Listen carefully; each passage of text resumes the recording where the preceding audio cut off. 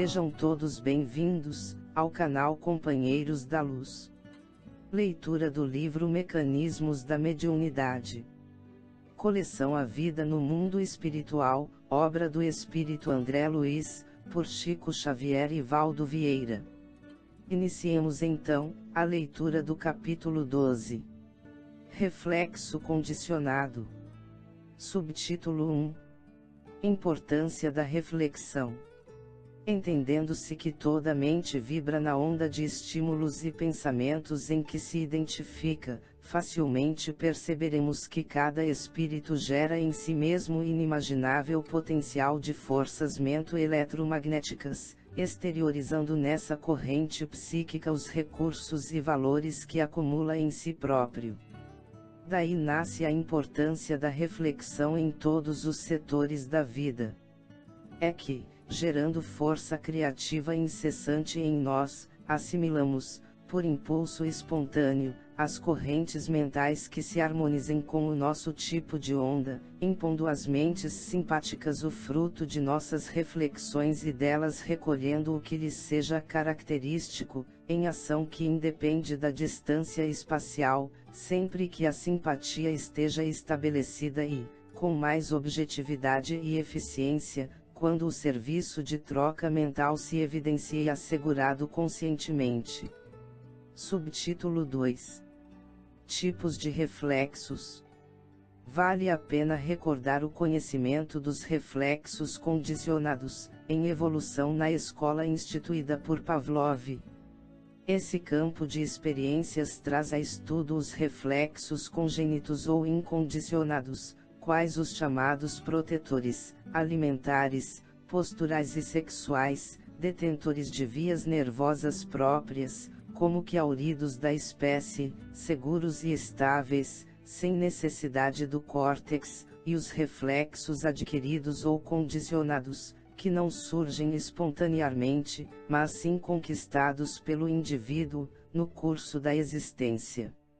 Os reflexos adquiridos ou condicionados, que se utilizam da intervenção necessária do córtex cerebral, desenvolvem-se sobre os reflexos pré-existentes, à maneira de construções emocionais, por vezes instáveis, e sobre os alicerces das vias nervosas, que pertencem aos seguros reflexos congênitos ou absolutos. Subtítulo 3.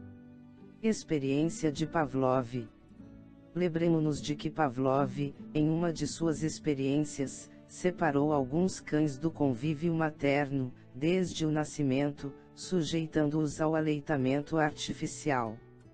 Como é lógico, revelaram naturalmente os reflexos congênitos, quais o patelar e o córneo palpebral, mas, quando lhes foi mostrada a carne, tanto aos olhos quanto ao olfato, não segregaram saliva, não obstante à frente do alimento tradicional da espécie, demonstrando a esperada secreção apenas quando a carne lhes foi colocada na boca. Desde então, os animais se habituaram a formar a mencionada secreção, sempre que o referido alimento lhes fosse apresentado à vista ou ao olfato. Observemos que o estímulo provocou um reflexo condicionado, como que em regime de enxertia sobre o reflexo congênito desencadeado pelo alimento introduzido na boca. Subtítulo 4. Reflexos psíquicos. Os princípios de reflexão podem ser aplicados aos reflexos psíquicos. Compreenderemos, desse modo, que o ato de alimentar-se é um hábito estratificado na personalidade do cão em processo evolucionista, através de reencarnações múltiplas, e que o ato de preferir carne, mesmo em se tratando de alimento ancestral da espécie a que se entrosa, é um hábito que ele adquire, formando impressões novas sobre um campo de sensações já consolidadas. Recorremos à imagem simplesmente para salientar que os nossos reflexos psíquicos condicionados se revestem de suma importância em nossas ligações mentais diversas. E esses reflexos são todos eles, presididos e orientados pela indução. Nos cães de Pavlov a que nos reportamos, A faculdade de comer representa a atitude espontânea, como aquisição mental automática, mas o interesse pela carne a que foram habituados define uma atitude excitante, compelindo-lhes a mente a exteriorizar uma onda característica que age como pensamento fragmentário, em torno deles, a reagir neles próprios, notadamente sobre as células gustativas.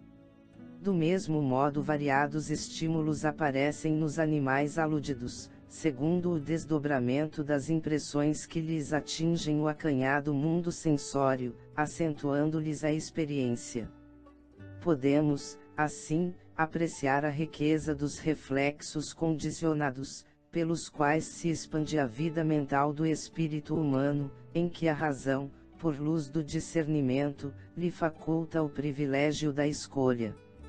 É nesses reflexos condicionados da atividade psíquica que principiam para o homem de pensamentos elementares os processos inconscientes da conjugação mediúnica, porquanto, emitindo a onda das ideias que lhe são próprias, ao redor dos temas que lhe sejam afins, exterioriza na direção dos outros as imagens e estímulos que acalenta consigo, recebendo, depois, sobre si mesmo os princípios mentais que exteriorizou, enriquecidos de outros agentes que se lhe sintonizem com as criações mentais.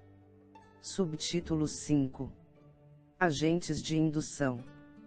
Temos plenamente evidenciada a autossugestão, encorajando essa ou aquela ligação, esse ou aquele hábito, demonstrando a necessidade de autopoliciamento em todos os interesses de nossa vida mental, porquanto, conquistada a razão, com a prerrogativa da escolha de nossos objetivos, todo o alvo de nossa atenção se converte em fator indutivo, compelindo-nos a emitir os valores do pensamento contínuo na direção em que se nos fixe a ideia, direção essa na qual encontramos os princípios combináveis com os nossos, razão porque, automaticamente, estamos ligados em espírito com todos os encarnados ou desencarnados que pensam como pensamos, tão mais estreitamente quão mais estreita a distância entre nós e eles, isto é, quanto mais intimamente estejamos comungando a atmosfera mental uns dos outros, independentemente de fatores espaciais. Uma conversação, essa ou aquela leitura, a contemplação de um quadro, a ideia voltada para certo assunto, um espetáculo artístico, uma visita efetuada ou recebida, um conselho ou uma opinião representam agentes de indução, que variam segundo a natureza que lhes é característica, com resultados tanto mais amplos quanto maior se nos faça a fixação mental ao redor deles. Subtítulo 6. Uso do discernimento. A liberdade de escolha, na pauta das leis divinas, é clara e incontestável nos processos da consciência. Ainda mesmo em regime de prisão absoluta do ponto de vista físico, o homem, no pensamento é livre para eleger o bem ou o mal para as rotas do espírito. O discernimento deve ser, assim, usado por nós outros à feição de leme que a razão não pode esquecer a matroca, de vez que se a vida física está cercada de correntes eletrônicas por todos os lados, a vida espiritual, da mesma sorte, jaz imersa em largo oceano de correntes mentais e, dentro delas, é imprescindível saibamos procurar a companhia dos espíritos nobres, capazes de auxiliar a nossa sustentação no bem, para que o bem, como aplicação das leis de Deus, nos eleve à vida superior. Chegamos ao final deste capítulo. Não percam o próximo de número 13. Fenômeno hipnótico indiscriminado. Muito obrigado, boa reflexão, que Jesus abençoe a todos.